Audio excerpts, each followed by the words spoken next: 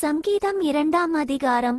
ஜாதிகள் கொந்தளித்து ஜனங்கள் விருதாக்காரியத்தை சிந்திப்பானேன். கர்த்தருக்கு விரோதமாகவும் அவர் அபிஷேகம் பண்ணினவருக்கு விரோதமாகவும் பூமியின் ராஜாக்கள் எழும்பி நின்று அதிகாரிகள் ஏகமாய் ஆலோசனை பண்ணி அவர்கள் கட்டுகளை அறுத்து அவர்கள் கயிறுகளை நம்மை விட்டு எறிந்து போடுவோம் என்கிறார்கள். பரலோகத்தில் வீற்றிருக்கிறவர் நகைப்பார், ஆண்டவர் அவர்களை இகழுவார். அப்பொழுது அவர் தமது கோபத்திலே அவர்களோடே பேசி தமது உக்கிரத்திலே அவர்களை கலங்க பண்ணுவார். நான் என்னுடைய பரிசுத்த பர்வதமாகிய சீயோன் மீதில் என்னுடைய ராஜாவை அபிஷேகம் பண்ணி வைத்தேன் என்றார். தீர்மானத்தின் விவரம் சொல்லுவேன். கர்த்தர் என்னை நோக்கி, நீர் என்னுடைய குமாரன், இன்று நான் உம்மை ஜனிப்பித்தேன்.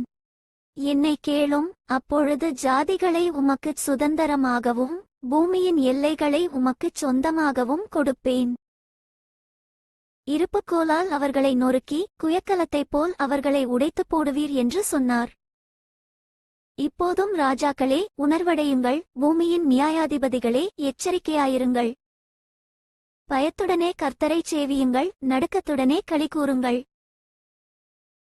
குமாரன் கோபங்கொள்ளாமலும் நீங்கள் வழியிலே அழியாமலும் இருக்கும்படிக்கு அவரை முத்தன் செய்யுங்கள். கொஞ்ச காலத்திலே அவருடைய கோபம் பற்றி எரியும். அவரை அண்டிக்கொள்ளுகிற யாவரும் பாக்கியவான்கள்.